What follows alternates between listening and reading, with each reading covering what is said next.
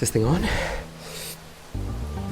I finally figured it out, and they're coming after me for it. World maps are completely useless, and they don't want me to tell you. They're calling me crazy. They think it's crazy. Don't get me wrong. World building, drawing out a world map, that could be fun, but you don't need it. It doesn't add anything to your game. I don't want new DMs thinking that they have to make a world map before they start running the game. In fact, your game might actually get better if you don't even make a world map at all. I gotta go. A world map can spread your ideas too thin.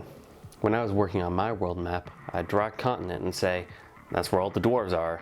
But then all of my ideas for the dwarves would just get spread out over an entire continent. This is a problem because it could be overgeneralizing something that you could make really detailed and very intriguing. When I say this region is full of wood elves, I'm saying this entire region is just forest with wood elves. It's all the same for miles. This is boring. You're taking what could be very captivating cultures and environments and spreading them across an entire continent when you could really just pack it in and make it a really interesting region of your world. I could take all the ideas I have for an entire world map and pack it into a single continent. I could take a small area and pack it full of lore and history, leaving the rest of the world plenty of room for extra world building. Don't outline and then say that. And for some reason, D&D is the only media type that still uses world maps as a default. I mean, even the video games have figured out how outdated the world maps are.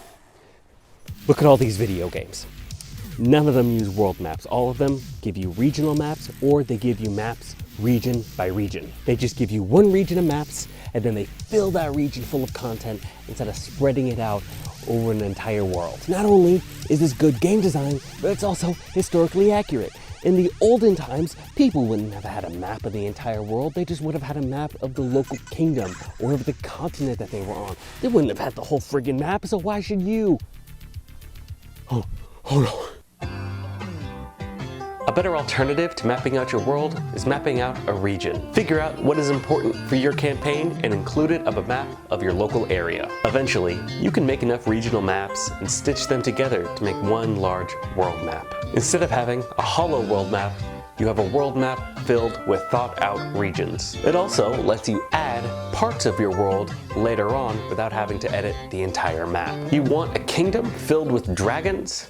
Go ahead and add it. The technique I like to use is making my world maps on gridded sheets of paper. I try to make my regional maps 5 by 5, or at least divisible by 5. This is so that when you make your world map, one block of 5 by 5 can be one square on your world map. One region 5 miles by 5 miles is a 25-mile square on your world map. Be sure to map responsibly and have fun. Fun.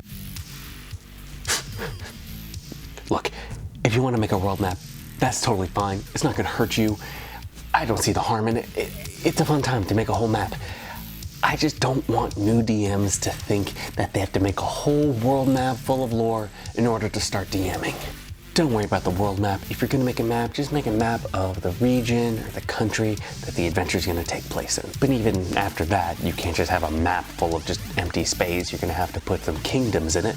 Luckily, I already have a video right here telling you how to do that.